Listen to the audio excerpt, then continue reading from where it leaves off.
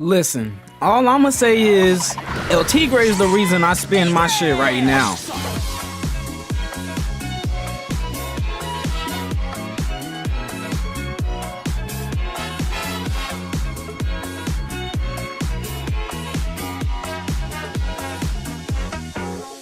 El Tigre was actually peak fiction. It's honestly one of those Nicktoons that I hella remember carrying in my childhood and whatnot, because it had multiple reruns constantly going on Nicktoons. And to be honest, I feel like El Tigre was one of my first introductions to a more Hispanic superhero, and to have that as an introduction was pretty dope. Like, Manny was dead ass just this kid around my age who ended up with a belt, which if he spins that belt, he becomes this superhero with a tiger palette and tiger based powers who can shoot green energy and do all of these crazy ass attacks and crazy ass moves just by spinning his belt. And honestly, he was pretty cool to me. Like, he was never afraid to run ones, he was always ready to get back up, and he never folded to anyone. Most of the times, I think he even came back from the dead one time. And to make it even better, El Tigre was one of those characters that didn't settle on being good or evil, and they honestly played with the idea that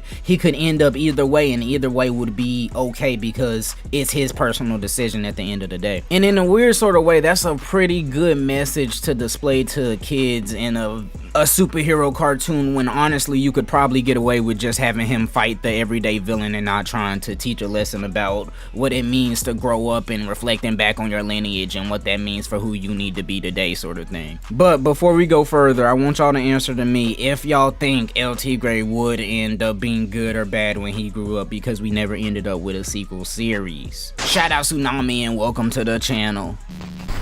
Like many of you, I first watched El Tigre on Saturday mornings when it originally aired on Nickelodeon. What really caught my attention was the unique concept of a character who had the potential to become either a superhero or a supervillain. This idea was a really unique gimmick for a kid's show at the time. El Tigre also had a very unique art style that set it apart from other cartoons of that era. The style was a blend of Mexican folk art with traditional animation, which gave the series a distinctive look. One of my favorite characters in the series is Grandpappy. His humor and crazy schemes always made the show a lot more enjoyable to watch. Places I hasn't robbed yet. Número 1, the place that only sells light bulbs. Have fun, children! I also found it funny how a world-renowned superhero has a villainous dad who occasionally steals things without him even knowing about it. Manny, come quick! I make the biggest robbery. Rodolfo, Maria. I did not see you. One of my favorite episodes in the series is The Bride of Puma Loco, an episode that focuses on Grandpappy. In this episode, Grandpappy becomes engaged to Sartina the Dead. At first, they admitted they only got together for selfish reasons, but over time, they started to develop feelings for each other and even had a wedding ceremony at the end. Things were going good until Monster Zuma interrupts the wedding to get his jewel back that was attached to the wedding ring that Grandpappy had given Sartina. Monster Zuma begins to go on a rampage, destroying everything in sight and putting Grandpappy's and Sartina's family in danger. Grandpappy tells Sartina to return the jewel in order to protect his family, but Sartina refuses. This makes Grandpappy very angry, and he calls off the wedding. Sartina tells him that there's more good in him than he realizes, then she leaves. I'm keeping the wedding presents! My destiny. This episode was one of my favorites because it showed another side to Grandpappy, who is typically portrayed as a money-hungry supervillain. We get to see a more vulnerable side to him, as he's willing to sacrifice his love life for the sake of his family. Also, this episode reminds us, even in the world of superheroes and villains, not everything is black and white. Even a person with a bad reputation can have some good in them. During the original run of the show, there was a lot of discussion about whether Manny will follow in his dad's footsteps and become a superhero, or will he become a villain like his Grandpappy. In my opinion, I believe Manny would have become a superhero, even if there wasn't a vote back then for it. I mean, Manny wasn't a bad kid. He did pull pranks like TP in the city hall, cutting half of his vice principal's mustache off, and many other things. But that's what kids like to do. They like to pull pranks. And Manny usually only gets into trouble when he's influenced by Frida. Like when she convinced him to steal his dad's super boots, or use the money his dad gave him to buy guacamole, to buy a tattoo gun, and even encouraged him to make his dad sick so he can cheat in a soccer game. And each time Manny caused trouble, he felt remorseful and tries to make amends for his mistakes. There was even an episode where retired villains didn't want to be seen with him because they thought he was too good. Sorry, but super villains cannot be seen with goody-goodies like you. How do you think Manny would have turned out if there wasn't a vote for it? Do you think he would have remained a superhero or become a villain? Maybe he would have even turned into an anti-hero. Let us know your thoughts in the comments down below. And it's interesting that like Tsunami like reflects on like the males in the family, right? Because he has a granddad that's evil, right? And has a little bit of good in him, but he has a dad that's directly, you know, his influence, you know, that's there day by day. And his dad is a good guy and a good superhero.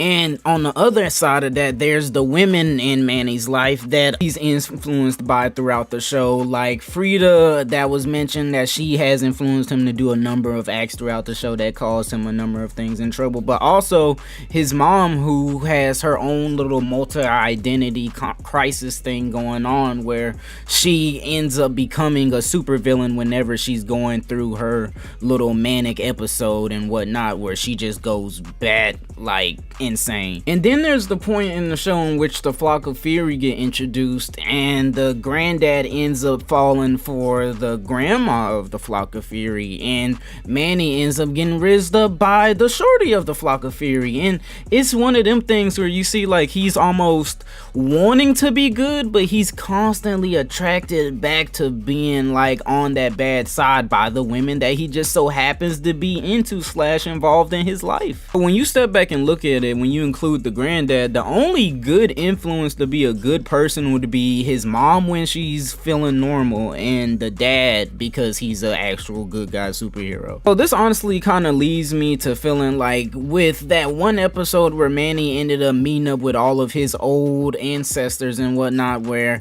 he got to figure out how they all felt and what they ended up aligning with, and that one ancestor that he felt the most aligned with, who ended up being an outlaw himself. I think it's too easy to say that Manny would take that path, but I can see him taking a sort of Batman sort of route where he's only there to fight the villains, you know what I mean? But he's also having this Catwoman sort of figures, or multiple Catwomen sort of figures, or Talia al Ghul's in his life that constantly have him having to dip into that sort of evil / not necessarily good all the time side. Like, it's honestly interesting to see Manny have to constantly balance all of these multiple things out in his life. But like we said, let us know in the comments down below. Let me know if you like El Tigre. It's an interesting ass series, but in my opinion, El Tigre is peak fiction. Let me know who your favorite characters are in the show. My name is Tine Pizza. Thank you, Tsunami, and we move.